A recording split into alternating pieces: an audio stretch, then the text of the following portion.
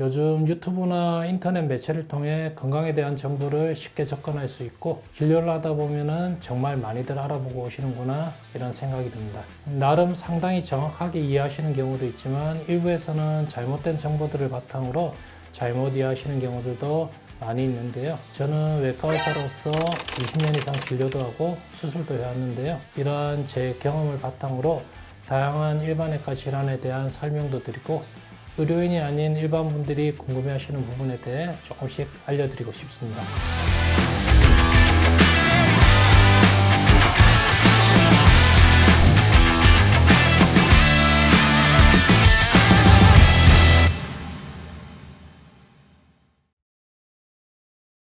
안녕하세요. 우리 동네 외과의사입니다. 오늘은 외과에서 가장 흔한 항문외과부터 시작할 텐데요. 항문외과 진료를 하다 보면 다양한 증상을 호소하시는데 가장 많은 이유는 항문이 아프거나 병볼 때 피가 나서 병원에 오시는 경우입니다. 하지만 많은 분들이 이러한 증상이 있지만 아무래도 드러내는 것이 좀 민망한 부위이기도 하고 너무 아프진 않을까, 병원 가면 무조건 수술한다던데, 이런 항문 수술에 대한 불안감 때문에 방치하다가 상황을 악화시키는 경우가 많이 있습니다. 하지만 걱정만 해서는 문제 해결이 안 되겠죠. 대부분의 항문 질환은 비수술적인 치료로 관리가 가능한 경우가 많기 때문에 이 영상을 보시고 혈변과 항문 질환에 대한 기본 지식을 가지고 그리고 실제의 항문외과 진료를 보신다면 진료와 선택에 있어서 도움이 되실 거라고 생각합니다.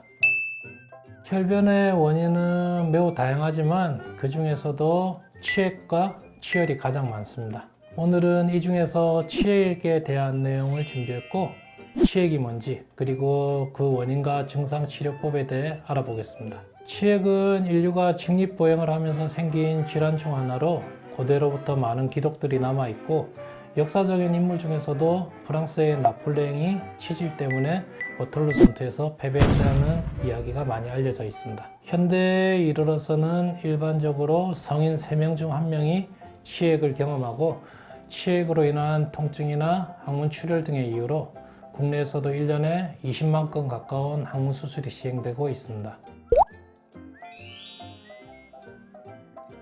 항문 안쪽으로 들어가면은 주변에 혈관들이 있습니다. 이런 파란색 혈관들이 쭉 돌아가면서 있는데 이런 혈관들이 커져서 튀어나오면 치액이라고 하고요. 쉽게 말해서 치질은 이런 항문 안쪽에 있는 혈관들이 커져서 튀어나오는 겁니다. 실제 사진으로 보시면 다른 분 대장 내시경 검사하면서 항문 안쪽에서 찍은 사진인데요. 이런 것들이 혈관이 커진 치액 덩어리들입니다. 보통 치액은 1기부터 4기까지 나누게 되는데 이 정도 크기면은 2기, 요것도 2기. 이분 같은 경우에는 요게 문제였는데 4기 정도 되는 크기고 변 볼 때마다 엄지손가락 한마디 정도 튀어나오는 그런 치액 덩어리였습니다. 다음 사진에 보시면 이런 경우에는 치액 덩어리도 크지만 이런 치액 덩어리 내 혈관들이 터져서 피가 어마어마하게 많이 나던 분이었습니다. 치액 크기에 비해서 통증은 거의 없었고 대신 혈관들이 커져서 변 볼 때마다 물총 쏘듯이 피가 나고 그래서 비늘 수치가 너무 낮아서 수혈까지 하고 수술을 드렸던 그런 케이스였습니다. 그러니까 치액은 항문 혈관이 커지고 튀어나오면서 통증이 생기고 그리고 항문 혈관이 터지면 피가 나는 혈관 질환의 하나입니다.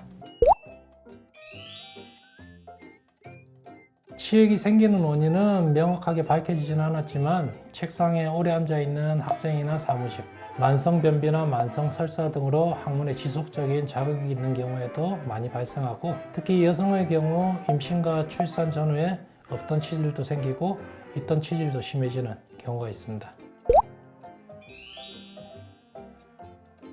이러한 치액이 커지면서 항문 불편감, 가려움, 점액병 등 다양한 증상이 생길 수 있는데 그 중에 가장 흔한 증상은 출혈과 통증이며 출혈은 처음에 휴지에 피가 약간 묻는 정도부터 심한 경우에는 변기가가 벌겋게 될 정도로 피가 나기도 합니다. 치액이 심한 경우는 배변 시 치액 덩어리가 튀어나와서 심한 통증을 유발하기도 합니다. 그리고 이런 치액의 증상이 심해지는 경우가 있는데요. 항문에 일반적으로 안 좋은 게 뭐냐면 변비, 설사, 과로, 음주 이런 것들이 안 좋습니다. 이 중에서 제일 안 좋은 걸 하나 꼽자면 피곤한 게 제일 안 좋은데 특히 잠 못 자고 컨디션 안 좋고 이러다 보면은 항문이 많이 붓고 헐게 되고 그러면서 치액 덩어리도 같이 붓고 커지면서 문제를 일으키게 됩니다. 두 번째는 술입니다.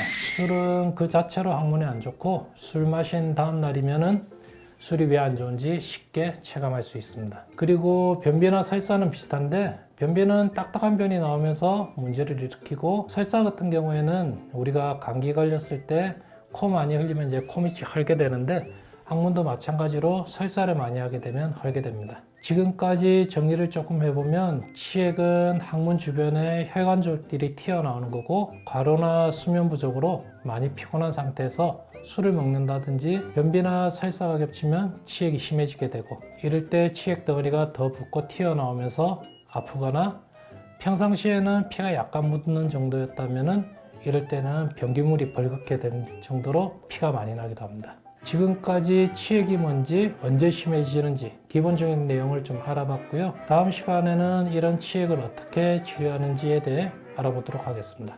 우리 동네 외과의사 신상현이었습니다. 감사합니다.